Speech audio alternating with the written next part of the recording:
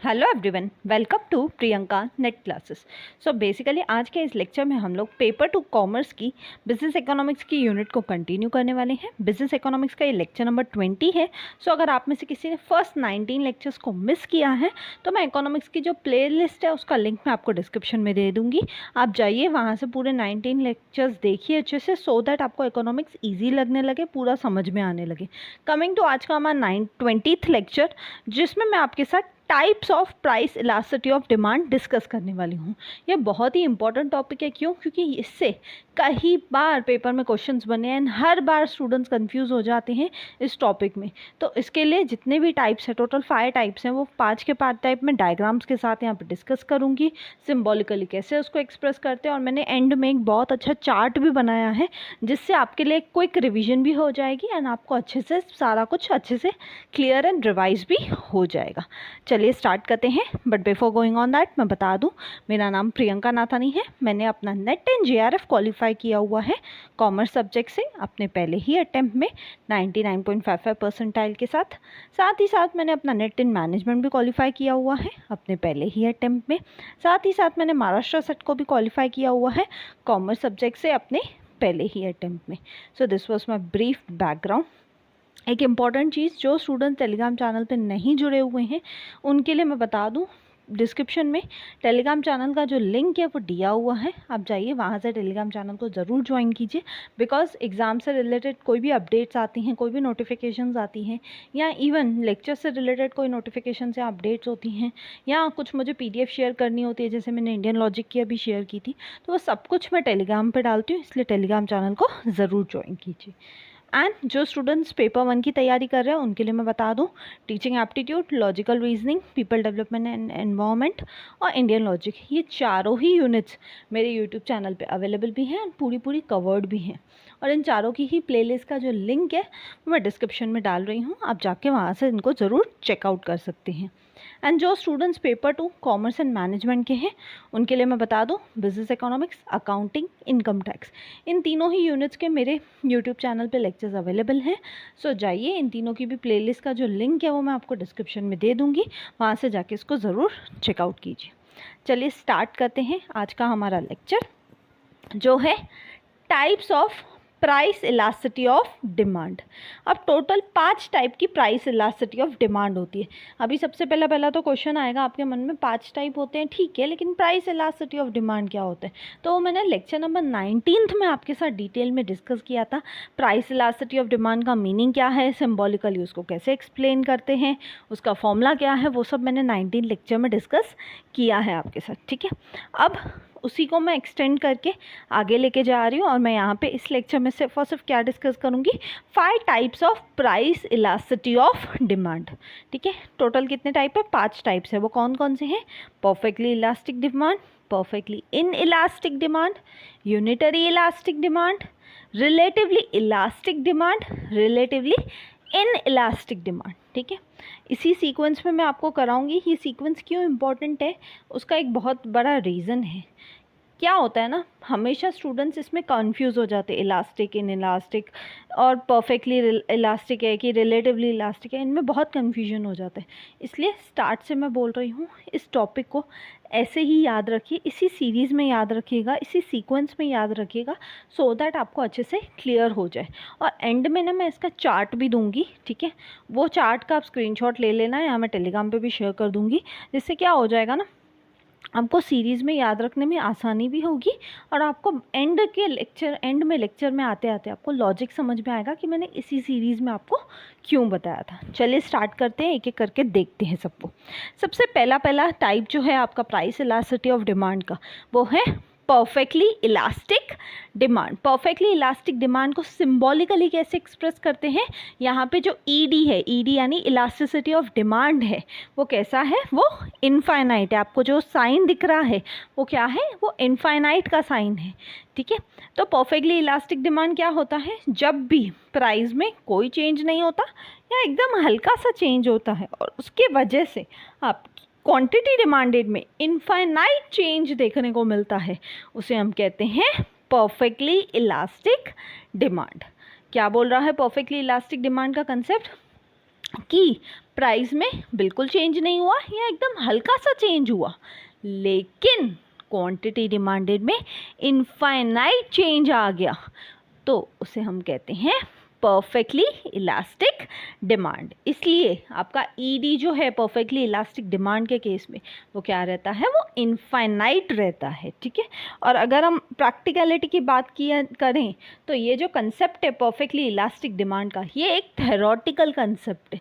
क्यों? क्योंकि रियल में ऐसा बहुत रेयर या बिल्कुल ही नहीं देखने को मिलता कि प्राइस में कोई चेंज ना हो या हल्का सा चेंज हो, लेकिन डिमांड में बहुत ज़्यादा चेंज होने को देखने को मिले। तो ये बहुत ही थ्योरेटिकल कंसेप्ट है, ठीक है। इसी को हम एग्जाम्पल के थ्रू और डायग्राम के थ्रू और बेटर तरीके से समझते हैं। जैसे कि एग्जाम्पल के लिए यहाँ पे बोला गया है कि 10% फॉल हुआ है प्राइस में, लेकिन डिमांड में क्या हुआ है, इनफाइनाइट राइज हुआ है, ठीक है। जैसे आप राइट हैंड साइड देख सकते हैं, वाई एक्सिस पे आपका प्राइस है, एक्स एक्सिस पे आपका क्वांटिटी डिमांडेड है। प्राइस अगर आप देखेंगे तो पहले जैसा था अभी भी वैसा ही है, लेकिन डिमांड पहले से बढ़ गई है, क्या हो गई है, इनफाइनाइटली बढ़ गई है। इसके वजह से आप देख सकते हैं यहाँ पे जो डिमांड कर्व है वो कैसे हो गई है, वो हॉरिजॉन्टल है। डिमांड कर्व को हम डीडी कर्व भी बोलते हैं, करेक्ट। अगर आपको याद हो, आपने इकोनॉमिक्स के लेक्चर सीरीज वाइज देखे हैं तो आपको याद होगा कि डिमांड कर्व को हम डीडी कर्व भी बोलते हैं। तो यहाँ पे जो आपकी डिमांड कर्व है वो कैसी है, आप राइट हैंड साइड देख सकते हैं डायग्राम में, वो हॉरिजॉन्टल लाइन है parallel to the X axis. आपकी डिमांड का परफेक्टली इलास्टिक डिमांड के केस में कैसी रहती है, ये आपसे क्वेश्चन पूछा जाता है पेपर में, ये रहती है horizontal line parallel to the X axis, ठीक है। आई होप सबको ये डायग्राम क्लियर है, एग्जाम्पल भी क्लियर है, और डिमांड का क्यों किस शेप में रहती है वो भी क्लियर है। अगर इसी को हम फॉर्मूला के थ्रू एक्सप्रेस करें तो कैसे होगा, ED is equal to percentage change in quantity demanded upon percentage change in price. और ईडी का फाइनल आंसर क्या आएगा, इनफाइनाइट आएगा। क्यों? क्योंकि 10% फॉल के वजह से इनफाइनाइट चेंज देखने को जब मिलता है तो उसे हम कहते हैं परफेक्टली इलास्टिक डिमांड, ठीक है। आई होप सबको ये क्लियर है क्या शेप होता है डिमांड कर्व का, ठीक है। नेक्स्ट जो second type of price elasticity of demand है हमारा, वो है परफेक्टली इन इलास्टिक डिमांड। पहला टाइप हमने क्या देखा था, परफेक्टली इलास्टिक डिमांड। अब हम क्या देख रहे हैं, परफेक्टली इन इलास्टिक डिमांड, ठीक है। हमेशा याद रखिएगा, पहले हम इलास्टिक देखेंगे फिर इन इलास्टिक देखेंगे, ठीक है। अब परफेक्टली इन इलास्टिक डिमांड के केस में जो आपका ईडी रहता है वो ज़ीरो रहता है। ज़ीरो यानी ज़ीरो क्यों रहता है, क्यों? क्योंकि यहाँ पे प्राइस में चेंज होने की वजह से क्वांटिटी डिमांडेड में कोई चेंज देखने को नहीं मिलता। प्राइस चेंज हुई है लेकिन आपकी क्वांटिटी डिमांडेड में बिल्कुल भी चेंज नहीं आया है, क्वांटिटी डिमांडेड में कोई फ़र्क नहीं पड़ा है, तो उसे हम कहते हैं perfectly in elastic. In elastic मतलब जिसको कोई फ़र्क ही नहीं पड़ा ना, इन इलास्टिक का मीनिंग ही वही होता है ना, कोई रिस्पॉन्स ही नहीं आया। तो इवन दो यहाँ पे प्राइस चेंज हुआ है, बट प्राइस में चेंज होने के बावजूद भी आपकी डिमांड में कोई चेंज नहीं आया है, तो उसे हम कहते हैं परफेक्टली इनइलास्टिक डिमांड। इसलिए यहाँ पे आपका जो ईडी रहता है वो ज़ीरो रहता है। प्राइस इलास्टिसिटी ऑफ डिमांड जो है आपकी वो ज़ीरो है। क्यों? क्योंकि क्वांटिटी डिमांडेड में कोई चेंज देखने नहीं मिला है। और ये सिचुएशन रेयरली अकर होती है बट होती है। जैसे कि अगर सॉल्ट की मैं बात करूँ, जैसे पहले टाटा नमक 21 रुपीज़ में आता था, आज देखते ही देखते वो 23 का हुआ, फिर 25 का हुआ, 25 रुपीज़ में टाटा सॉल्ट मिलता है। तो क्या हम अपनी कंजम्पशन क्या बढ़ा देंगे, कम कर देंगे? नहीं।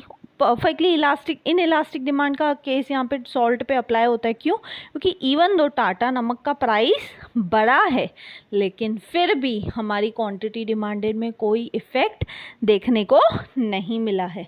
या जैसे मिल्क था, पहले 55 रुपीज़ लीटर आता था, वही मिल्क 60 रुपीज़ लीटर हो गया है।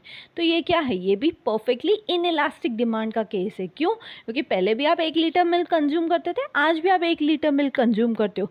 इवन दो प्राइस में चेंज हुआ है लेकिन क्वांटिटी डिमांडेड में ज़ीरो चेंज देखने को मिला है। आई होप सबको ये सेकेंड टाइप क्लियर है परफेक्टली इनइलास्टिक डिमांड का। अब इसी को ही हम बेटर वे में देखते हैं डायग्राम और एग्जाम्पल के साथ। जैसे कि एग्जांपल के लिए आप देख सकते हैं 20% फॉल हुआ प्राइस में और क्वांटिटी डिमांडेड में कोई चेंज नहीं हुआ, तो ईडी जो है, प्राइस इलास्टिसिटी डिमांड जो है, इज इक्वल टू, फॉर्मूला क्या है, percentage change in quantity demanded upon percentage change in price. तो क्वांटिटी डिमांडेड में कोई इफेक्ट देखने को मिला है क्या, नहीं, इसलिए ऊपर आ जाएगा 0 डिवाइड बाय प्राइस में कितना चेंज देखने को मिला है, 20% फॉल देखने को मिला है, तो divide by 20, 0 divide by anything is 0। तो यहाँ पे जो आपका प्राइस इलास्टिसिटी ऑफ डिमांड है वो क्या हो जाएगा, 0 हो जाएगा। परफेक्टली इन इलास्टिक डिमांड के केस में प्राइस इलास्टिसिटी ऑफ डिमांड क्या रहता है, हमेशा 0 रहता है। ठीक है, इसी को हम बेटर तरीके से राइट हैंड साइड डायग्राम में भी देख सकते हैं। जैसे ओरिजिनली आप देख सकते हो वाई एक्सेस पे प्राइस है, एक्स एक्सेस पे आपका क्वांटिटी डिमांडेड है। ओरिजिनली देखेंगे तो पी और क्यू आपका प्राइस था और क्वांटिटी डिमांडेड था, फिर प्राइस घट के पी से P2 हो गया, तो क्वांटिटी डिमांडेड भी क्या हुआ, क्वांटिटी डिमांडेड में कोई चेंज देखने को नहीं मिला। And even though price P से P1 भी कर दिया तो भी क्वांटिटी डिमांडेड में कोई चेंज नहीं आया। यानी यहाँ पे आपका जो डिमांड कर्व है, डीडी कर्व है, वो कैसा है, वो वर्टिकल स्ट्रेट लाइन है। कोई चेंज देखने को मिला है क्या, नहीं। P पे जितना डिमांड था उतना ही P1 पे है, उतना ही P2 पे है, कोई चेंज नहीं आया है। इसलिए आपका जो डिमांड कर्व है वो कैसा है, वर्टिकल स्ट्रेट लाइन है, पैरेलल टू वाई एक्सिस। ठीक है, और यहाँ पे आपका ईडी जो है वो कैसा है, 0 है। तो आपको याद रखना है परफेक्टली इन इलास्टिक डिमांड के केस में ईडी जो होता है वो आपका 0 रहता है और आपकी डिमांड कर्व कैसी रहती है, वर्टिकल स्ट्रेट लाइन रहती है, parallel to Y axis. I hope सबको ये क्लियर है, दोनों टाइप अच्छे से। ठीक है, पहला टाइप हमने देखा परफेक्टली इलास्टिक डिमांड, अब हमने सेकेंड टाइप देखा परफेक्टली इन इलास्टिक डिमांड। चलिए चलते हैं हमारे थर्ड टाइप पे, वो है यूनिटरी इलास्टिक डिमांड। अब यूनिट वर्ड का मतलब ही क्या होता है, 1, करेक्ट। यानी यहाँ पे आपकी प्राइस इलास्टिसिटी ऑफ डिमांड क्या रहेगी, 1 रहेगी। यानी सिंपल सी अगर मैं बात बोलूँ तो यूनिटरी इलास्टिक डिमांड का कंसेप्ट क्या बोलता है, जितना आपका प्राइस चेंज होगा उतना ही प्रोपोर्शनेट चेंज आपको किस में देखने को मिलेगा, क्वांटिटी डिमांडेड में देखने को मिलेगा। तो उसे हम कहते हैं यूनिटरी इलास्टिक डिमांड। यानी से फॉर एग्जांपल अगर 20% प्राइस में चेंज आया तो क्वांटिटी डिमांडेड में भी 20 ही चेंज होगा, तो 20 divide by 20 is equal to 1 हो जाएगा। यानी यूनिटरी इलास्टिक डिमांड के केस में क्या होता है, आपका जो ईडी रहता है वो 1 रहता है। ठीक है, आई होप सबको बेसिक मीनिंग क्लियर है। इसी को हम बेटर तरीके से डायग्राम के थ्रू देखते हैं। जैसे कि से फॉर एग्जांपल 50% फॉल हुआ है किसी कमोडिटी के प्राइस में और क्वांटिटी डिमांडेड में भी कितना राइज देखने को मिला है, 50% ही। तो आपकी ईडी की फॉर्मूला क्या हो जाएगी, percentage change in quantity demanded upon percentage change in price, और उसी को हम सब्स्टिट्यूट करेंगे तो 50 डिवाइड बाय 50, आंसर क्या आ जाएगा आपका, ईडी क्या हो जाएगा, 1 हो जाएगा। ठीक है, इसी को ही आप बेटर तरीके से समझ सकते हैं। राइट हैंड साइड पे डायग्राम दिया हुआ है यूनिटरी इलास्टिक डिमांड का, आप उस डायग्राम को ध्यान से देखिए। वाई एक्सिस पे आपका प्राइस है, एक्स एक्सिस पे आपका क्वांटिटी डिमांडेड है। ओरिजिनली प्राइस था P, क्वांटिटी डिमांडेड थी Q। ठीक है, फिर प्राइस P से घट के P1 हो गया। ठीक है, क्वांटिटी डिमांडेड, प्राइस कम तो डिमांड उतनी ही ज़्यादा। 50% अगर प्राइस कम हुआ है तो 50% ही डिमांड बढ़ेगी, यानी Q से डिमांड बढ़ के हो गई Q1।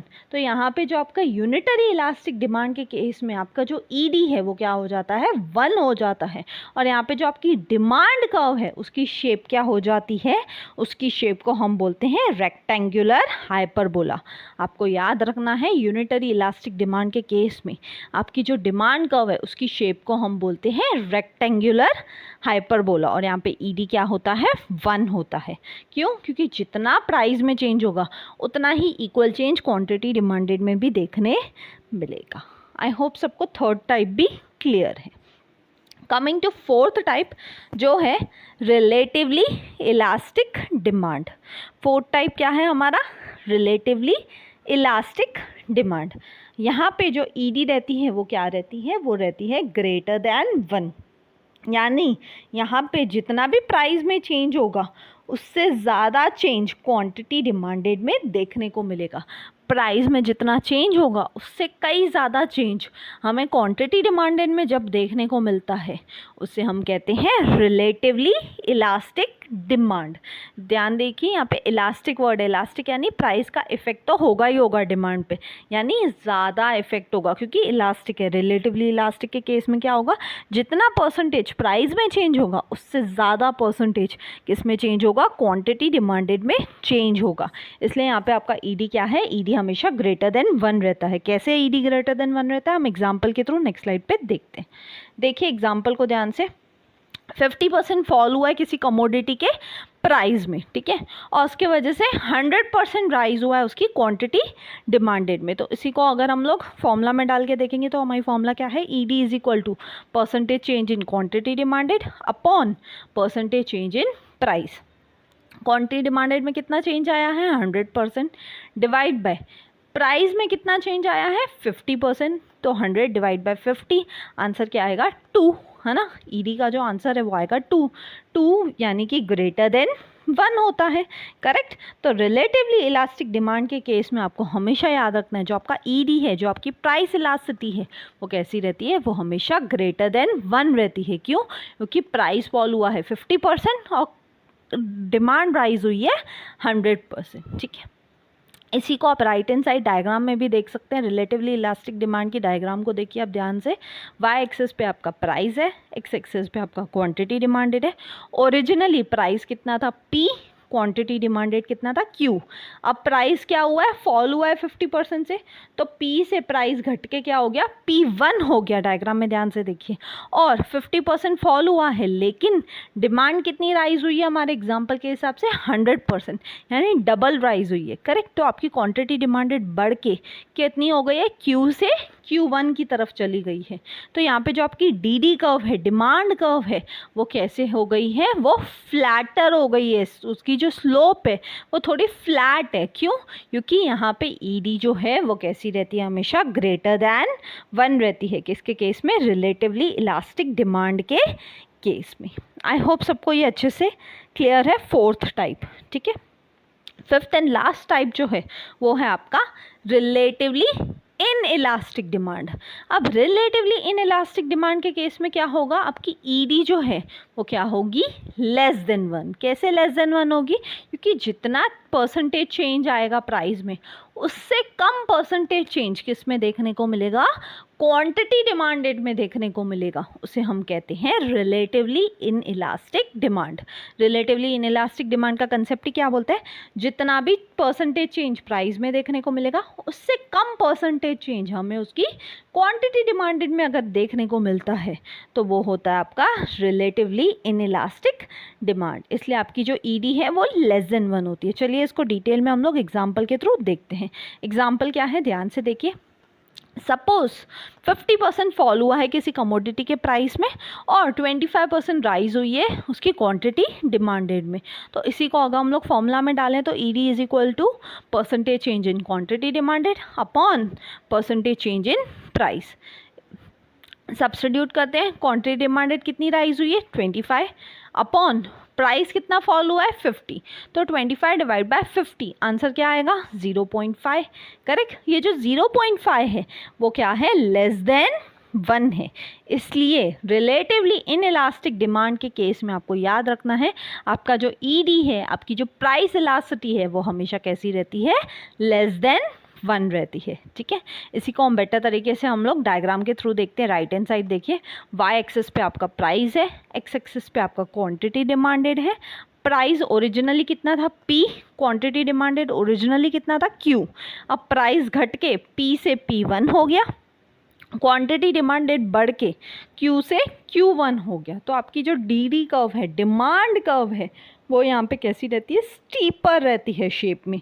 आपको याद रखने हैं आपकी जो डी कर्व है, डिमांड कर्व है, रिलेटिवली इन इलास्टिक डिमांड के केस में क्या रहती है, स्टीपर रहती है। स्टीपर क्यों रहती है, क्योंकि यहाँ पे जो आपका रिलेटिवली इन इलास्टिक डिमांड है वो लेस देन 1 होती है, इसके वजह से ये स्टीपर स्लोप रहती है। आई होप सबको 5th एंड लास्ट टाइप भी क्लियर है। अब फाइनली मैं एक चार्ट आपके सामने लेके आ रही हूँ जिससे पूरा का पूरा लेक्चर आपके लिए अच्छे से एक बार रिवाइज भी हो जाएगा एंड आपको रीज़न भी समझ में आएगा कि मैंने पांचों को इसी सीक्वेंस में आपको क्यों पढ़ाया। चलिए देखते हैं, इसका आप स्क्रीनशॉट लेके रख लीजिए सो दैट आपको बाद में इजीली रिवाइज करने में भी काम आ जाए। मैंने स्टार्ट में ही आपको बोला था कि मैं इन पांचों टाइप्स को एक पर्टिकुलर सीक्वेंस में लेके आई हूँ, ठीक है। पहला टाइप क्या था, हमने देखा था परफेक्टली इलास्टिक डिमांड, देन हमने देखा परफेक्टली इन इलास्टिक डिमांड, फिर थर्ड टाइप हमने देखा unitary elastic demand, fourth type हमने देखा relatively elastic demand and fifth type हमने देखा रिलेटिवली इन इलास्टिक डिमांड। तो अगर आप ध्यान से देखेंगे, पहले इलास्टिक है, फिर इन इलास्टिक है, फिर इलास्टिक है, फिर इन इलास्टिक है, ठीक है। सेकेंड चीज़ आप ध्यान से देखेंगे, पहले परफेक्ट से शुरू किया, फिर हम रिलेटिव पे गए हैं, ठीक है। अब इसको रीज़न क्या था ना इसी सीक्वेंस में आपको पढ़ाने का, वो आप सिम्बॉलिकली जो सेकेंड कॉलम है ना उससे देखिए। सबसे पहले क्या है, परफेक्टली इलास्टिक डिमांड के केस में जो आपकी ईडी है, जो आपकी प्राइस इलास्टिसिटी है, वो कैसी है, इनफाइनाइट है। फिर इनफाइनाइट है, सेकंड में आते आते वो क्या हो गई है, ज़ीरो हो गई है, थर्ड में आके वो 1 पे आई है, फिर ग्रेटर देन 1 है, फिर लेस देन 1 है, ठीक है। तो अगर आप इस सीक्वेंस में याद करेंगे ना तो थोड़ा याद रखना इजी हो जाएगा। क्यों, पहले इनफाइनाइट था, फिर क्या था, फिर 0 था, फिर 1 था, फिर ग्रेटर देन 1 था, फिर लेस देन 1 था।